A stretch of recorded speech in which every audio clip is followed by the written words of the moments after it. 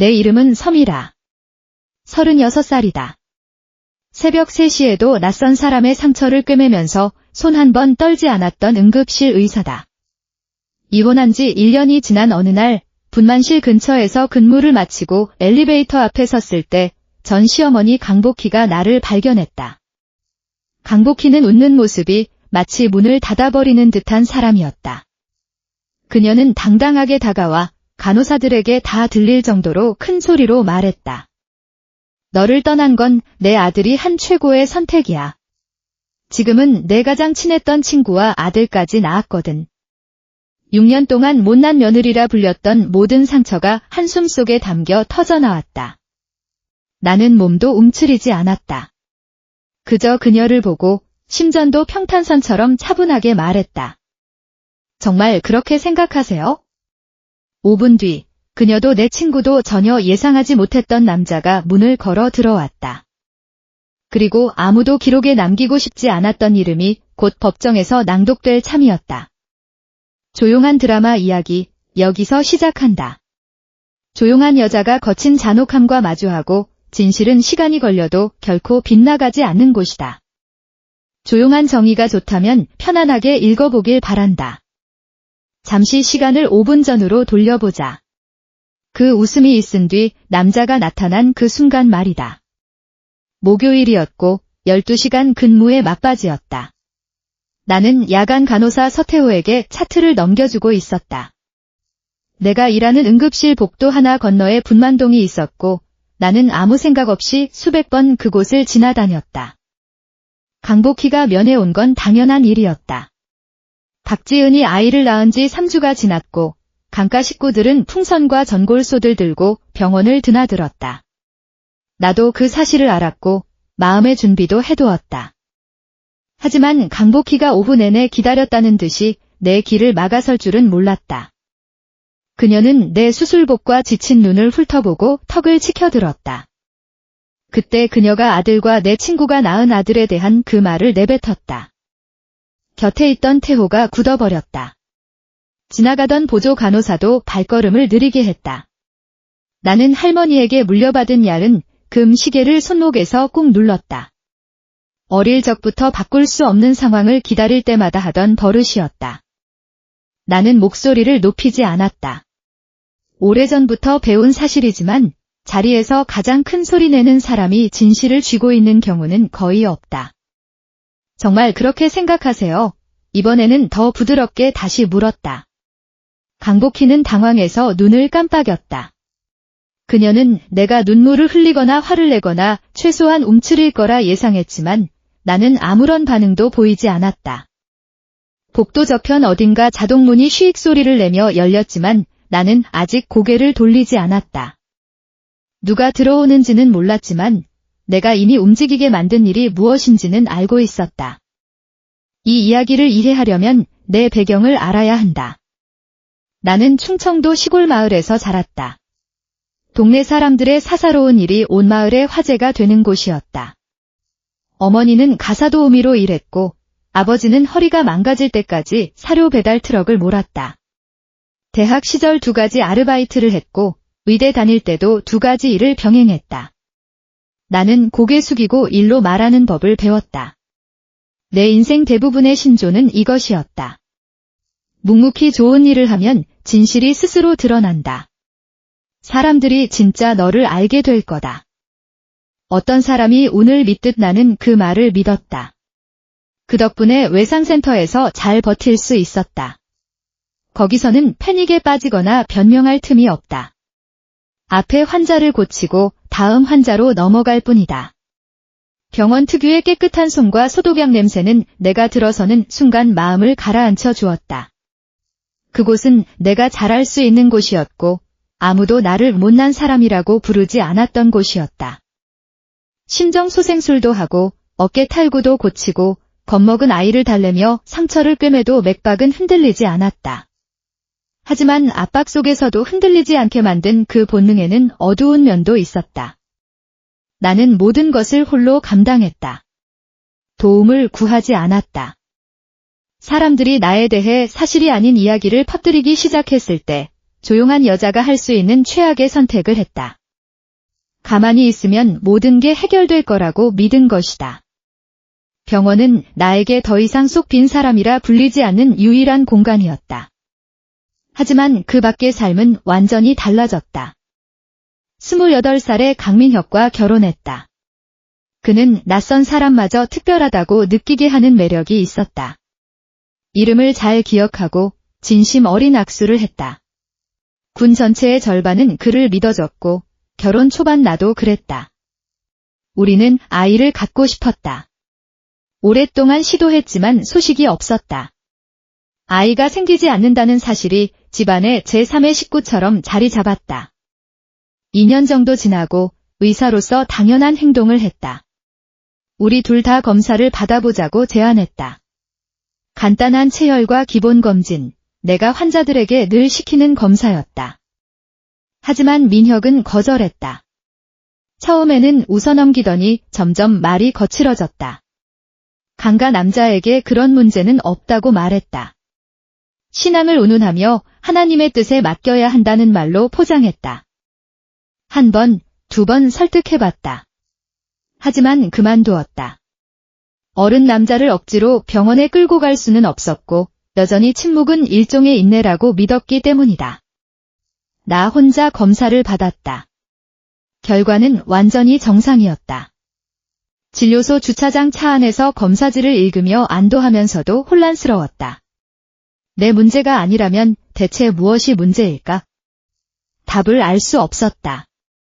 억지로 알아낼 수도 없었다. 답이 없는 시간이 길어질수록 주변 사람들은 자기들만의 이야기를 만들어내기 쉬워졌다. 그 무렵 민혁은 어머니에게 조용히 말하기 시작했다. 문제는 아마 나일지도 모른다고. 내가 아이를 낳지 못하는 거라고. 착각 속에 거짓말이 권력 있는 사람을 만나면 얼마나 멀리 퍼지는지 나는 아직 몰랐다. 강복희는 교회 여성 모임을 장군이 작전을 펼치듯 이끌었다. 남편을 일찍 여의고 민혁을 홀로 키웠다. 힘든 세월 속에서 아들은 그녀가 실패하지 않았다는 증거가 되었다. 아들은 완벽해야만 했다. 만약 아들이 완벽하지 않다면 그녀가 했던 모든 희생이 무엇이 되는가? 그래서 민혁이 문제가 나에게 있다고 속삭이자 강복희는 한치의 의심도 품지 않고 그 이야기를 받아 퍼뜨렸다. 처음에는 작았다. 잔치에서 동정하는 한숨, 누군가의 팔을 잡고 낮춘 목소리. 불쌍한 민혁이 아이를 너무 갖고 싶어 하는데. 점점 독이 묻기 시작했다. 그해 가을 교회 만찬에서 그녀는 방문한 목사 부인에게 동정 가득한 표정으로 나를 소개했다. 이쪽이 며느리 서미라예요. 의사라니까. 아이가 없는 게 정말 안타깝지? 그 여자는 슬픈 듯 고개를 끄덕였고 나는 나보다 먼저 퍼진 나에 대한 이야기가 있다는 걸 깨달았다. 예쁜 드레스를 입고 종이 접시를 들고 서 있었는데 강복희는 마치 내가 위로가 필요한 사람인 것처럼 내 손을 토닥였다. 그리고 그녀가 몇 년 동안 반복했던 말을 꺼냈다. 다른 사람들이 기도문 읽듯이 입에 달고 살았던 말이다. 어떤 여자는 애를 낳을 팔자가 아니거든. 그녀는 웃으며 그 말을 했고 진심으로 믿었다. 그게 가장 끔찍한 부분이었다. 일부러 잔인한 게 아니었다. 아들이 건네준 다듬어진 거짓말을 그대로 되뇌었을 뿐 자기 목소리로 나온 말이 거짓이라는 걸 전혀 몰랐다.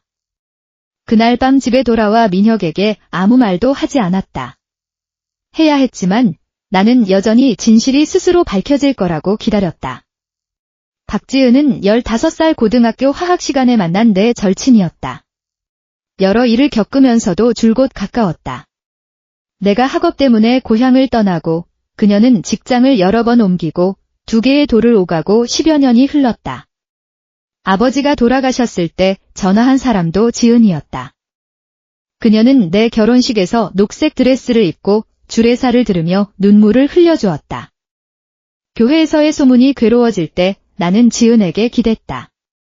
그녀는 와인을 들고 와서 내 고민을 들어주고 언제나 적절한 말을 건넸다. 적어도 나는 그렇게 생각했다. 돌이켜보면 그녀의 모든 위로에는 숨겨진 낚시가 있었다. 미라야, 너는 정말 뛰어나. 그냥 아이를 갖는 길이 아닐지도 몰라. 민혁이는 너를 아끼잖아. 시어머니 말에 너무 흔들리지 마. 아이가 없어도 너는 온전한 사람이야. 모두 친절한 말이었지만 언제나 내 상처를 건드렸다. 내가 뭔가 부족하다는 점을 계속 상기시켰다. 나는 그때 눈치채지 못했다.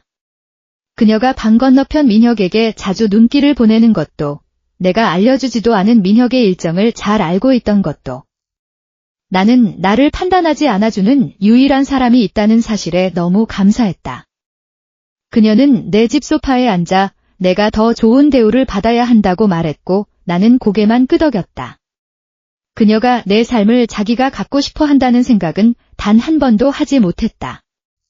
지은 같은 사람은 한 번에 전부 빼앗지 않는다. 조금씩 빌려가다가 어느 날 고개를 들면 모든 게 사라지고 그 자리에 원래 자기 것이었던 것처럼 서 있는 것이다. 나는 그녀를 완전히 믿었다. 그것이 내가 모르게 저지른 두 번째 실수였다. 민혁은 화요일에 이혼 소송을 제기했다. 근무를 마치고 집에 오니 부엌 식탁에 서류 봉투가 놓여 있었고 옷장은 절반이 비어 있었다. 직접 말해주지도 않았다. 주말이 되자 그는 시내 반대편에 있는 지은의 아파트로 이사했고 나에 대한 이야기는 이미 완성되어 퍼져나갔다. 퍼진 이야기는 깔끔하고 잔인했다. 미라는 차갑다. 일밖에 모른다. 민혁에게 아이를 주지 못했으니 남자는 가정을 원하는 게 당연하지 않은가? 강복희는 교회 성당 자리에 앉은 사람들 모두가 그 이야기를 듣게 만들었다. 내 친구 지은은 이야기를 바로잡으려 아무 말도 하지 않았다. 가장 오래 알았던 두 사람이 나를 경고의 본보기로 만들었고 나는 싸우지 않았다. 싸우면 그들의 말이 맞는 것처럼 보일 것 같았기 때문이다. SNS에 한 글자도 올리지 않았고 누구에게도 전화해서 변명하지 않았다. 다음 날 출근해서 10대 소년의 부러진 팔을 고치고 괜찮아질 거라고 말해줬고 정말 괜찮아졌다. 그 일이 그 주 내내 내가 한 유일한 진실된 일처럼 느껴졌다. 만약 평화를 지키기 위해 가정과 우정, 수년간 쌓은 평판을 지키기 위해 자신에 대한 거짓말을 삼킨 적이 있다면 그 기분을 잘 알 것이다. 뱉어낼 수 없는 피를 삼키는 느낌이다. 여기서부터 이야기가 바뀌기 시작한다. 내가 지키려 애썼던 그 평화는 내 것이 아니었다. 거짓말을 퍼뜨린 그 사람들의 것이었다. 그들이 나에게 침묵을 강요했던 것이다. 조용한 여자가 어떻게 목소리를 내야 하는지 병원 이사회를 통해 배운 나를 이야기하겠다.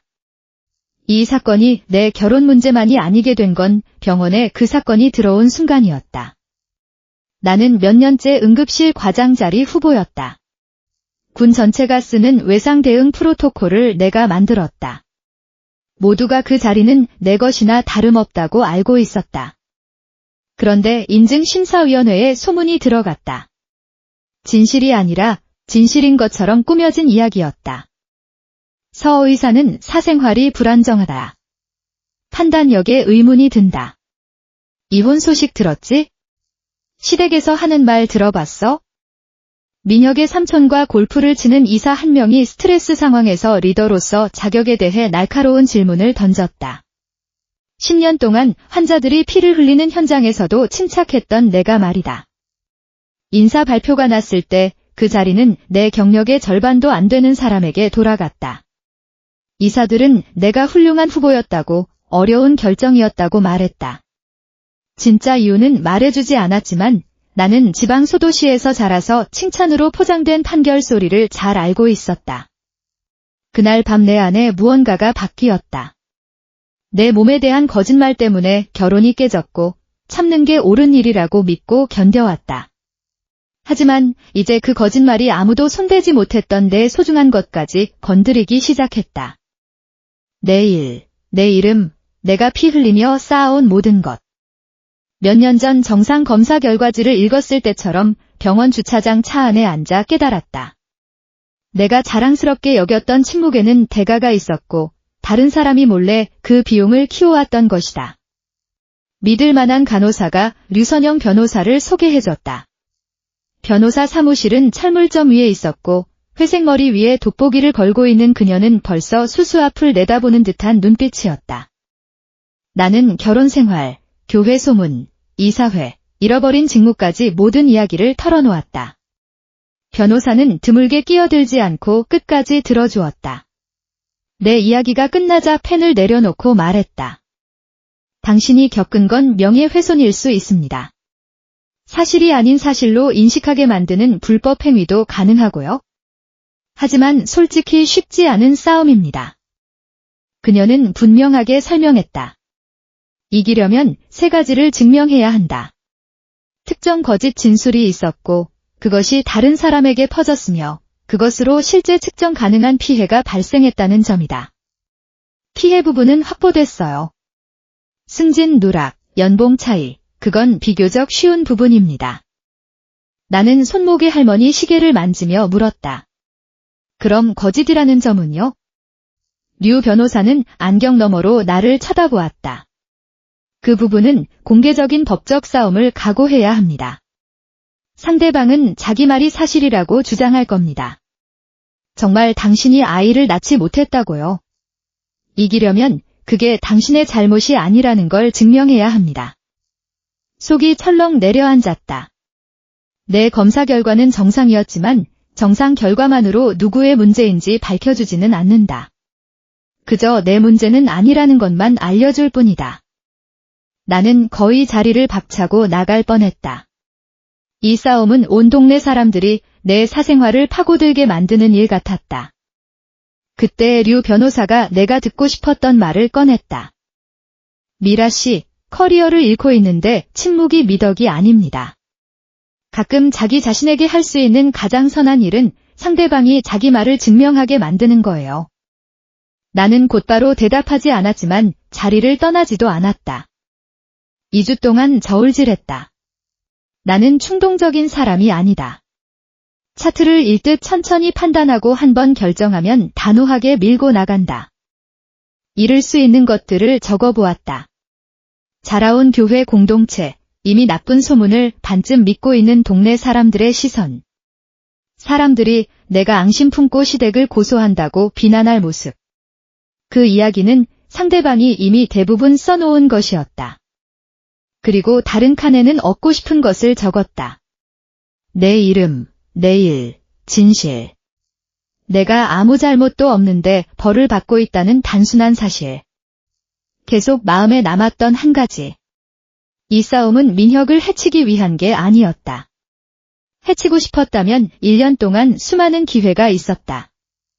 나는 병원 이사회가 거짓 이야기를 그만 믿게 하고 싶었고 내가 없는 자리에서 내 이름이 언급될 때 깨끗하게 불리기를 바랐다. 그것이 내가 그은 선이었다. 복수가 아니다. 복수는 시끄럽고 욕심 많고 결코 만족하지 못한다. 이 싸움은 진실을 중요한 자리에서 한번 말하기 위한 것이었다. 남의 거짓말을 내가 더 이상 짊어지지 않겠다는 결심이었다. 월요일 아침 근무 전 류 변호사에게 전화했다. 싸우겠다고 말했다. 잘하셨어요. 그럼 선서한 자리에서 그들이 말하게 만들죠? 전화를 끊고 응급실로 들어갔고 1년 만에 가장 마음이 안정된 하루를 보냈다. 결심이 서면 그 자체가 평온함을 주는 모양이다. 류 변호사는 몇 주에 걸쳐 소장을 작성했다. 구체적인 발언 내용, 날짜, 들은 증인들을 적었다. 누락된 승진, 연봉 차이, 직업적 평판의 피해를 상세히 기록했다. 소장을 읽는 기분이 이상했다. 내가 겪었던 조용한 수치심이 항목별로 정리되어 무게를 갖게 된 것이다. 소장이 제기되자 동네 소문은 내가 탄 구급차보다 빠르게 퍼졌다. 서미라가 강가를 고소했어? 강복희는 분노했다. 교회 여성 모임에서 내가 원한을 품고 신앙도 잃은 사람이 되었다고 말했다. 집에 아이가 없었던 슬픔 때문에 내가 잔인해졌다고 했다. 자기가 했던 모든 말을 더욱 강조했는데 그건 류 변호사가 바랐던 반응이었다. 민혁과 지은은 처음에는 침묵했다. 하지만 메시지가 오기 시작했다. 잔인한 내용도 궁금한 내용도 나처럼 사랑하는 사람에게 평판을 빼앗긴 여성들의 조용한 지지 메시지도 있었다. 잘하셨어요. 제 언니도 그런 일을 당했어요. 나는 어느 메시지에도 답하지 않고 묵묵히 출근했으며 법률 절차의 느린 속도에 맡겼다. 류 변호사가 다음 단계를 설명했다. 민혁 측 변호인이 어떻게 변론하느냐가 모든 것을 결정한다고. 상대에게는 두 길이 있습니다. 첫째, 그 발언은 단지 감정에 휩싸인 의견일 뿐 고소 대상이 아니라고 주장하는 길, 그건 상대방에게 귀찮을 뿐 버틸 수 있는 선택지입니다. 그녀는 펜으로 책상을 두드렸다. 둘째, 그 말이 사실이라고 끝까지 우기는 길, 내가 바라는 건 그들이 이 길을 고르는 겁니다. 내가 이유를 묻자 그녀는 답을 이미 알고 있는 듯 웃었다. 사실이면 명예훼손이 성립하지 않거든. 하지만 그들은 생각하지 못한 함정이 있어요. 진실이라고 증명하려면 당신과 민혁 둘의 진료 기록을 법정에 내놔야 합니다. 생식 기록은 아주 사적인 자료라 판사도 쉽게 내주지 않아요. 하지만 상대가 선서하의 원인은 분명 당신이다라고 주장했으니 민혁의 기록만 보지 못하게 막을 수는 없습니다. 그게 균열이에요. 문이 활짝 열리는 건 아니지만 균열 하나만으로도 충분히 싸울 수 있습니다. 나는 천천히 부엌 탁자에 앉았다. 즉, 민혁의 불임 검사 기록을 요구할 근거가 생겼다는 뜻이었다. 7년 동안 동네 잔치와 교회 기도 모임에서 내 몸만 두고 떠들어댔는데 스스로 내 탓이라고 법정에 적는 바람에 민혁의 기록까지 들여다볼 구실을 스스로 만든 것이다. 옛 기억이 떠올랐다. 결혼 초반 민혁이 혼자 서울로 가서 정기 건강 검진을 받는다고 말했던 어느 아침. 하루 종일 외출했다가 돌아온 그의 모습이 달라졌다. 평소와 다르게 조용하고 사소한 일에도 짜증을 내고 평일 저녁인데 저녁 전에 술을 마셨다. 무슨 일이냐고 물었더니 의사가 엉터리라며 서울 여행이 헛수고였다고 말하고 억지로 주제를 바꿨다. 그날 이후 그는 다시는 검사 이야기를 꺼내지 않았다. 그 전에는 그래도 진지하게 이야기를 나눴지만 그 뒤로는 주제 자체가 봉인되었다. 그리고 바로 그 기간에 나에 대한 소문이 처음 퍼지기 시작했다. 그때는 그냥 하루 기분이 나빴다고만 생각하고 넘겼다. 사랑하는 사람을 의심하지는 않으니까. 하지만 류 변호사의 말을 듣고 나니 그 서울에서의 하루는 헛된 여행이 아니라 무언가가 결정된 순간으로 보였다. 증거는 없었다. 기억과 불안한 느낌만으로는 법정에서 아무 힘이 없다. 하지만 류 변호사에게 조사 방향을 알려주기에는 충분했다. 다음 날 그 이야기를 전했다. 류 변호사는 내 서울 여행 기억을 듣고 메모도 하지 않았다. 그건 그녀가 집중해서 듣고 있다는 신호였다. 그 자체만으로는 아무것도 아닙니다. 기억 속의 짜증일 뿐이죠. 하지만 올바른 질문을 던질 근거는 됩니다. 상대방이 내 불임 문제를 쟁점으로 삼았고 원인이 분명 나라고 주장했기 때문에 법원에 민혁의 관련 진료 기록 제출을 강제하는 신청서를 낼 수 있다고 설명했다. 당신 탓이라고 주장한다면 법은 민혁 쪽 기록도 확인할 수 있게 해줍니다. 문을 반만 열 수는 없으니까요. 다음 주 신청서가 제출되었다. 민혁 측 변호인은 강력하게 반대했다. 사생활 침해, 관련성 부족 등 온갖 이유를 들며 그 서류 폴더를 닫아두려 애썼다. 심리 기일이 잡히고 나는 알 수 없는 기다림 속에 괴로웠다. 나는 검사를 시키면 답이 나오는 일에 익숙했지만 이번에는 판사의 허가를 구해야만 서류를 볼 수 있었다. 류 변호사는 참으라고 했다. 법원은 일부러 느리게 움직입니다. 진실이 두렵지 않게 시간을 주는 거죠. 나는 진실 자체가 두려운 게 아니었다. 상대방이 기록을 계속 가려버릴까 봐 두려웠을 뿐이다. 판사의 결정이 나기 전 류 변호사는 확정진술서 서명을 요청했다. 모든 내용, 날짜, 증인을 위증의 벌을 각오하고 선서하는 서류다. 색깔 탭이 달린 두꺼운 서류 더미를 책상 위에 놓았다. 전부 읽고 사실이라고 확신하는 부분만 서명하세요. 나는 전문을 읽어 내려갔다. 동네 잔치, 목사 부인에게 한 강복휘의 말, 어떤 여자는 애를 낳을 팔자가 아니다는 그 말, 이사회, 잃어버린 연봉까지.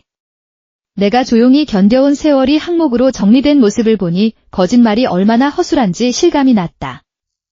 류 변호사가 건넨 펜을 들었다. 병원의 소독약 냄새 대신 아래 철물점에서 올라오는 종이와 잉크, 먼지 냄새가 풍겼다.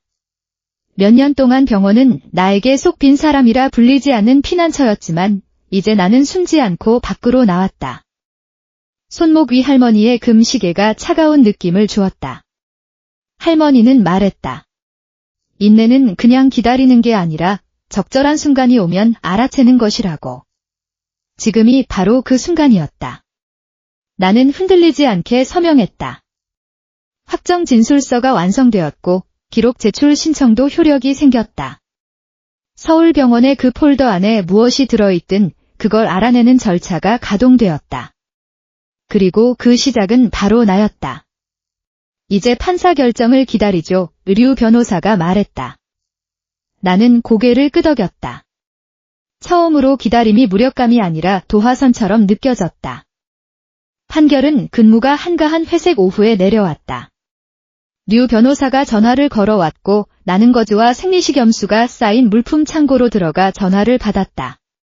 평소 직장에서는 결코 느끼지 못했던 심장 박동이 빨라졌다. 판사가 허가했습니다. 제한 조건은 붙었지만 승인됐어요. 상대방이 불임 원인이 나라고 적극적으로 주장했기 때문에 민혁의 생식 관련 기록은 법률상 열람 가능한 자료로 인정되었다고 설명했다. 기록은 보호 명령 아래 변호사와 법원만 먼저 보고 사건 필요한 범위에서만 사용할 뿐 공개되는 건 아니다. 무조건 뭔가가 나온다는 보장은 없어요. 폴더 안이 텅 비었을 수도 있습니다. 하지만 더 이상 그 서류를 숨길 수는 없습니다. 나는 창고 안에서 7년간 참았던 숨을 크게 내쉬었다. 나중에 알게 된 일이지만 신의 반대편 상대방 측 반응은 달랐다.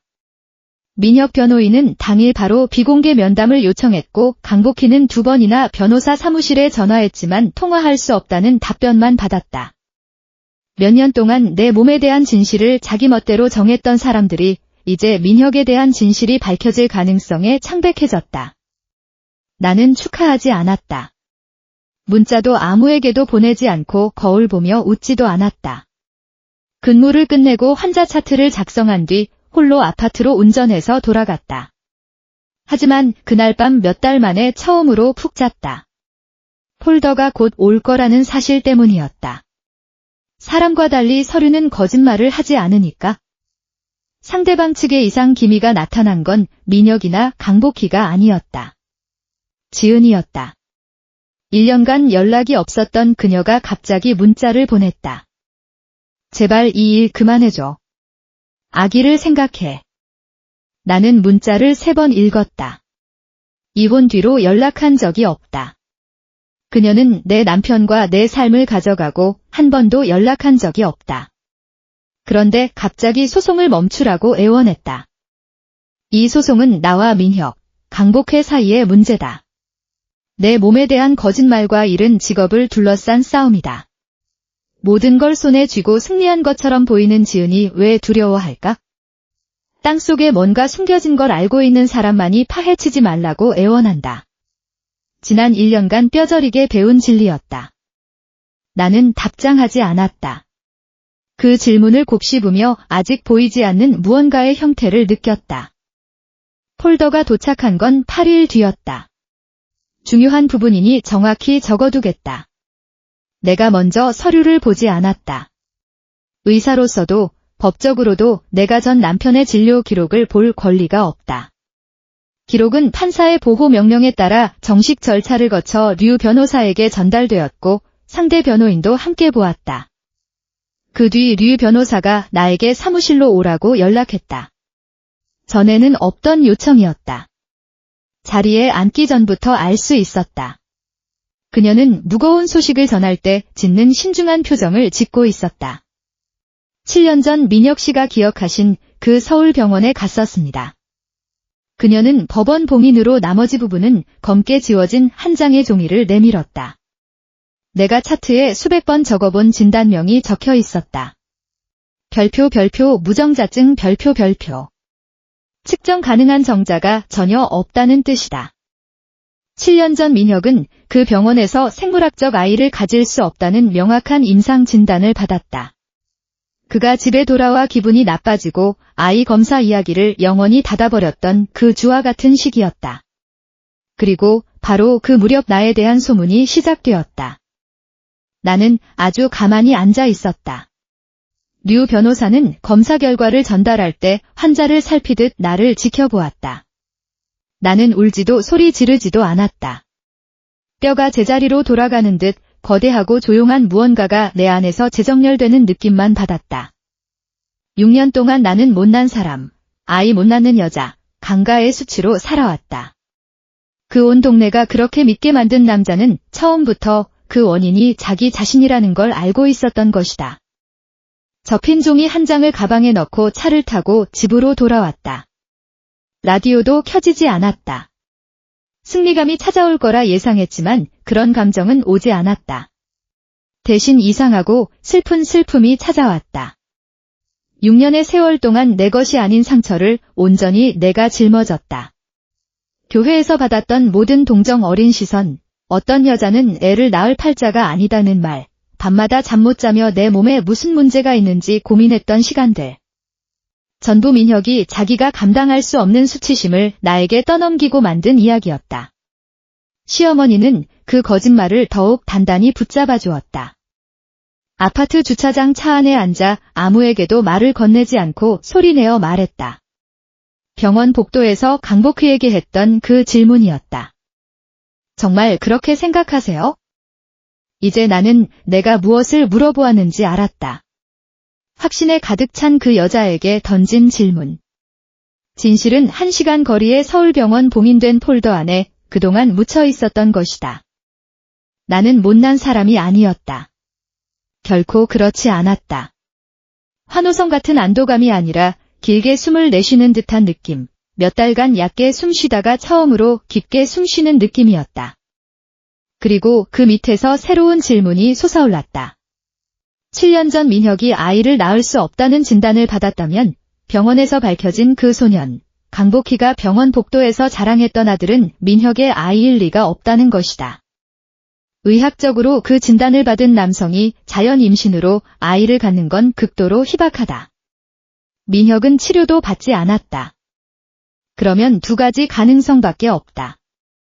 병원 진단이 극도로 잘못되었거나 동네 사람들이 민혁의 아들이라고 믿는 그 아이는 다른 남자의 자식이라는 것이다. 나는 단정하지 않았다. 하지만 확인해야 할 의문이 생겼다. 그리고 그제야 지은의 한밤중 문자가 끔찍하게 명확하게 이해되었다. 제발 이 일 그만해줘. 아기를 생각해. 그녀는 민혁의 기분이 상하는 걸 걱정한 게 아니었다. 법정에서 의무 기록이 드러나면서 감춰진 진실이 밝혀지는 걸 두려워했던 것이다. 지은은 다른 사람이 모르는 그 아이의 친아버지가 누구인지 알고 있었던 것이다. 중요한 점은 내가 아이의 기록을 파고들지 않았다는 것이다. 그럴 권리도 없었고 하지도 않았다. 그 아이는 이 모든 일과 전혀 무고한 희생자였고 나는 그 아이에게 나쁜 일이 생기길 바라지 않았다. 내가 가진 건 강가 측 변론 자체가 만들어낸 모순이었다. 그들은 내 탓이라고 맹세했지만 기록은 민혁의 문제라고 말한다.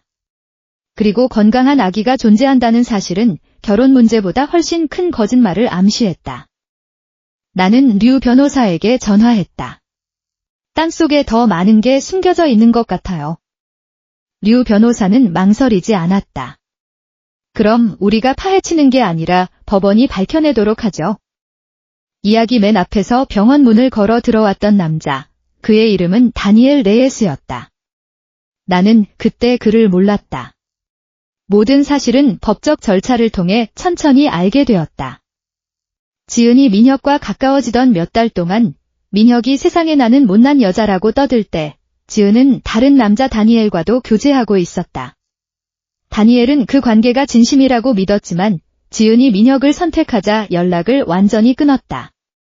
전화번호를 차단했고 임신 사실도 예정일도, 병원 정보도 한마디도 알리지 않았다. 다니엘이 그냥 사라지길 도박한 것이다. 하지만 시간대가 이상하다고 느낀 다니엘은 서로 아는 지인들에게 조용히 물어보았고, 그날 아침 누군가가 병원과 출산 날짜를 흘렸다. 그래서 그는 왔다. 자기 아이일지도 모르는 아이를 보러. 그녀가 절대 찾아오지 않을 거라고 확신했던 그 사람이 문을 들어서는 순간 지은의 얼굴은 핏기가 싹 사라졌다. 복도에서 당당하게 웃던 강복회, 자기 아들의 완벽한 삶이 나의 무가치함을 증명한다고 믿었던 그녀. 그리고 그녀의 바로 뒤 분만실로 들어온 한 남자. 그 완벽한 삶이 수년간 나를 짓눌렀던 거짓말 위에 세워졌다는 산증인이 나타난 것이다. 그 순간을 내가 꾸민 건 아니다. 그때 나도 무슨 일이 벌어지는지 이해하지 못했다. 그저 강복휘에게 정말 그렇게 생각하세요? 라고 물었을 뿐이고 문이 열리고 낯선 남자가 들어왔다. 내가 손 하나 대지 않아도 거짓말의 집이 조용히 무너지기 시작했다. 다니엘은 법정에서 답을 구할 질문을 갖고 있었다. 모두가 내 몸에 대한 진실을 자기 멋대로 알고 있던 동네에서 이제 다른 사람들의 진실이 드러날 차례였다. 민혁은 알고 있었다. 이 이야기를 슬프게 넘어 용서할 수 없게 만드는 점이 바로 이것이다. 7년 전부터 자기가 아이를 낳을 수 없다는 걸 알고 있었으면서 지은이 임신하자 그 아이가 자기 것이 아니라는 걸 확신했음에도 자기 것으로 받아들였다. 어머니와 교회, 동네 사람들 앞에서 자기가 아들을 낳았다고 믿게 만들었다. 못난 전처가 주지 못했던 아들을 얻었다는 이야기를 만들기 위해서다. 그는 자기 것이 아닌 아이를 도구로 썼다. 자기 남자다움을 증명하는 증거로. 수년간 나에 대해 써온 거짓 이야기의 마침표로 삼은 것이다. 외도나 내 몸에 대한 거짓말도 끔찍하지만 그보다 더 잔인한 건 자기 아이가 아니라는 걸 알면서도 그 아이를 도구로 활용했다는 점이다. 진실을 말하고 조용히 나를 놓아줄 기회가 수백 번 있었지만 그는 선택하지 않았다. 거짓말을 기념비처럼 세우고 그 위에 무고한 아이를 올려놓았다. 나는 진심으로 그에게 동정해보려 노력했다. 본래 나는 마음이 딱딱한 사람이 아니다. 하지만 매번 그 생각에 닿을 때마다 벽에 부딪혔다. 류 변호사가 민혁 측 변호인이 더 이상 소송 절차를 밀어붙이지 않고 합의 상담을 원한다고 알려왔다. 민혁은 소송에서 지는 게 두려운 게 아니었다. 자기가 자랑해온 아들에 대한 진실이 법정에서 공개되는 게 두려웠다. 7년간 이야기를 통제해왔지만 이제 그 이야기가 완전히 자기 손을 벗어나려 한 것이다. 심리 기일 전 강복희가 내 집을 찾아왔다. 일요일 교회 복장을 입고 왔고 나는 문을 열까 말까 고민했다. 문을 열었을 때 그녀는 예전보다 늙고 왜소해 보였다. 솔직히 말해서 사과는 하지 않았다. 잠시 기대했지만 말이다. 현관문에 서서 목소리가 갈라지며 소송을 취하해달라고 요청했다. 민혁 때문이 아니에요. 가족, 아이, 강가 이름을 위해서예요. 그녀를 보면서 깨달았다. 그녀는 아들에게 7년간 속았던 과부였다. 자기 모든 것을 쏟아 부은 아들이 착한 사람이라고 굳게 믿고 살았던 여자다. 그녀가 잔인한 마음으로 소문을 퍼뜨린 게 아니다. 아들이 다듬어서 건네준 거짓말을 그대로 받았고 아들을 너무 사랑해서 의심하지 못했을 뿐이다. 잠시 현관문에 서 있는 그녀에게 연민감이 생겼다. 그녀도 피해자였던 것이다. 하지만 그녀가 다시 그 말을 꺼냈다. 이번에는 단정적인 선언이 아니라 간청이었다. 미라야, 어떤 여자는 애를 낳을 팔자가 아니잖아. 왜 모두를 진흙탕으로 끌어들여? 그제야 깨달았다. 진실이 코앞에 다가왔음에도 그녀는 여전히 거짓말을 지키고 싶어 한다는 사실. 연민은 항복이 아니다. 그녀의 고통은 이해하지만 더 이상 아들의 수치심을 내가 짊어질 필요는 없다. 복희 씨, 집에 돌아가세요. 진흙탕은 원래 제 것이 아니었으니까. 그녀는 더 이상 말없이 돌아갔고 나는 문을 닫았다. 잔인하다는 느낌은 들지 않았다. 모든 게 끝났다는 느낌만 있었다. 민혁 측 변호인은 비공개 합의안을 제시했다. 일정 금액을 지급하고 병원 이사회에 비공개 정정 의견을 내서 내 직업적 기록을 깨끗하게 만들어주겠다는 조건이었다.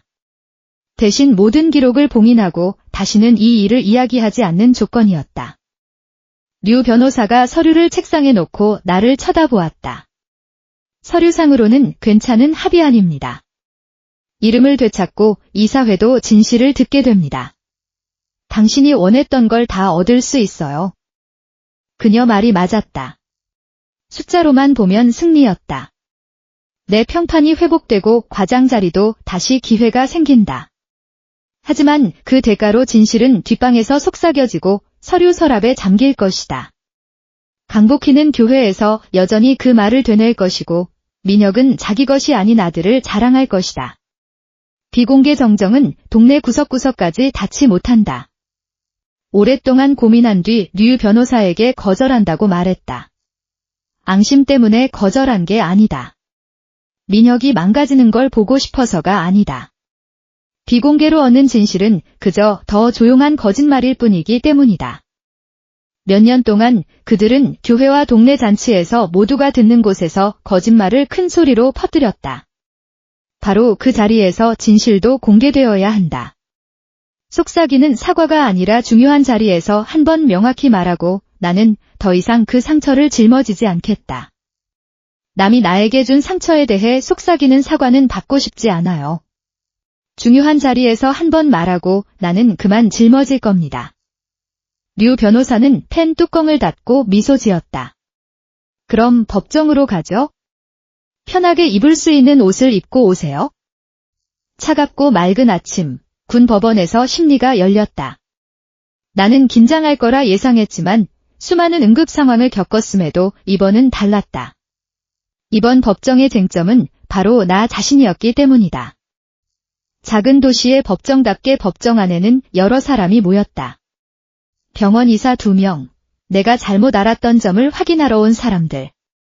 강복회 교회 모임의 여성들, 예전에 그녀의 동정 어린 말에 고개를 끄덕였던 사람들. 두 번째 줄에는 굳은 표정의 강복회. 변호인 곁에는 헬쑥하고 땀을 흘리는 민혁이 어울리지 않는 양복을 입고 앉아 있었다. 뒷자리에는 지은이 몸을 움츠리고 앉았고 그녀가 고개를 돌리지 않아도 느낄 수 있는 곳 2줄 뒤에 다니엘이 앉아 있었다. 나는 류 변호사 곁 테이블에 앉았다. 지난 7년의 모든 사건의 당사자들이 한 공간에 모여 있었다. 6년 동안 이 사람들은 나의 수치심을 지켜본 관중이었다. 조용히 낙인 찍히는 나를 보고 아무 말도 하지 않았거나 더 나쁘게는 거짓말을 따라 반복했던 사람들. 이제 그들은 다른 진실을 보는 관중이 되었다. 내가 고집했던 점이다.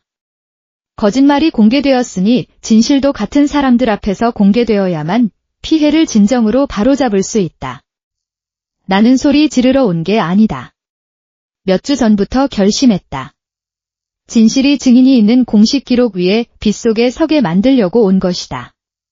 선서한 자리에서 거짓말을 하면 벌을 받는 그 공간에서 판사가 자리에 앉자 법정안이 조용해졌다. 손목 위 할머니의 시계가 차갑게 흘러가며 7년간 기다려온 순간을 세고 있었다. 류 변호사는 단 한 번도 목소리를 높이지 않았다. 그것이 가장 기억에 남는 점이다. 의사가 진단을 내리듯 한 가지 사실씩 차분하게 쌓아 올려 결론이 유일한 답이 되도록 만들었다. 거짓 진술 내용, 날짜, 증인들을 제시했다. 잔치와 교회 기도 모임에서 강복희가 반복했던 어떤 여자는 애를 낳을 팔자가 아니다는 말의 피해 내용, 누락된 승진, 연봉 손실, 내 평판에 입은 손실을 입증했다.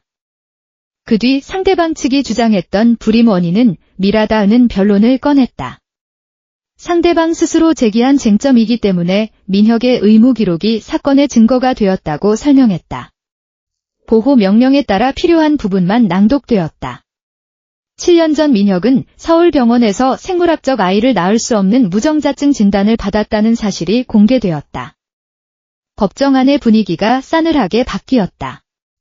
교회 여성들은 종이처럼 창백해진 강복희를 돌아보았다.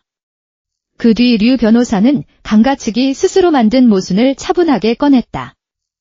상대방은 결혼 생활의 불임 원인이 나라고 맹세했지만 기록은 민혁의 문제라고 말한다.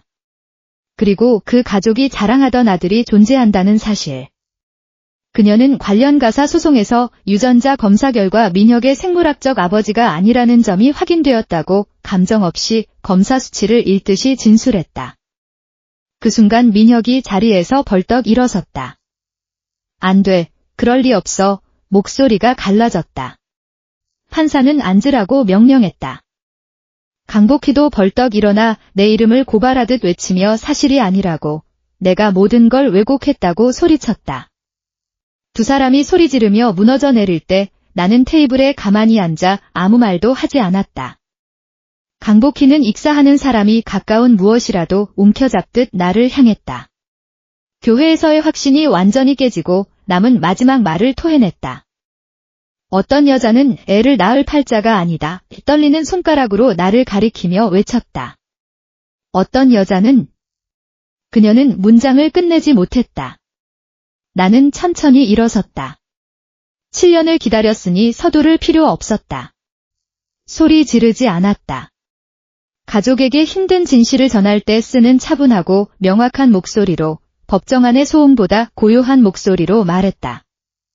복희 씨 말이 맞아요. 법정 전체가 정적에 휩싸였다. 정말 맞는 말이에요? 이 결혼에서 아이를 낳을 팔자가 아니었던 사람이 딱 한 명 있었습니다. 말을 잠시 멈추고 민혁을 보고 다시 시어머니를 쳐다보았다. 그 진료 기록에는 언제나 민혁 씨 이름만 적혀 있었습니다. 머릿속 어딘가에서 결혼식 때 불렸던 찬송가가 흘러나왔다. 강복희가 고른 그 찬송가. 그 교회에서 결혼할 때 들었던 그 노래? 그때는 한 의미였지만 지금은 완전히 반대의 의미가 되었다. 강복희의 손이 축 늘어졌다. 민혁은 두 손으로 얼굴을 가렸고 몇 년 동안 나의 파멸에 고개를 끄덕였던 교회 여성들은 마침내 진실이 자리 잡히면서 자기가 알고 있던 모든 게 재정렬되는 모습을 지켜보았다. 나는 잘못 태어난 게 아니었다. 결코 그렇지 않았다. 온 동네가 그렇게 믿게 만든 남자는 6피트 앞에 앉아 무너져 내렸고 못난 여자라 불렸던 조용한 나는 제 발로 단단히 서 있었다. 중요한 자리에서 딱 한 번 진실을 말했고 이제 나는 그 짐을 내려놓았다. 그 뒤는 극적인 장면은 없었다. 고함 싸움도 누군가 끌려나가는 일도 없었다. 오히려 강가에게 더 가혹할 정도로 조용하게 흘러갔다. 민혁은 더 이상 부인하지 못했다. 할 수 없었다. 고개를 숙인 채 변호인이 휴정 신청을 하는 동안 자리에 앉아 있었다. 판사가 휴정을 허가했을 때도 그는 일어나지 못했다. 어울리지 않는 양복을 입고 7년간 공들여 쌓아온 거짓 이야기가 한아침 만에 무너지는 것을 지켜보았다. 교회 여성들은 외투와 가방을 챙기고 눈을 내린 채 법정을 빠져나갔다.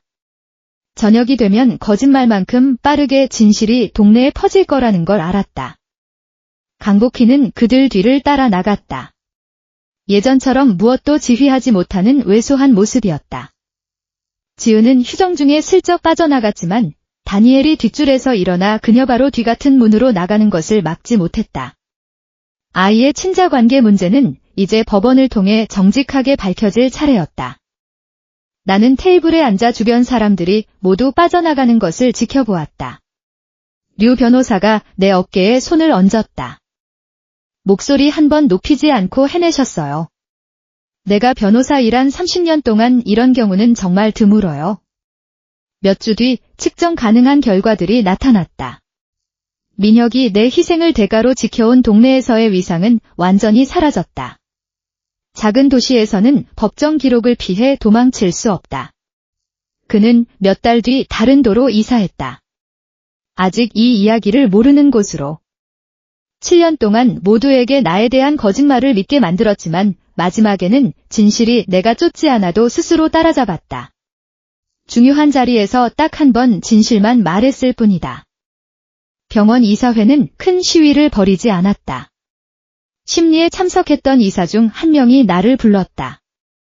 자기가 잘못된 것을 믿었음을 알고 불편한 표정을 짓고 있었다. 응급실 과장 자리가 다시 열렸다고 말했다. 이전에 제기되었던 내 판단력과 정신적 안정성에 대한 의문은 근거가 없다고 확인했다.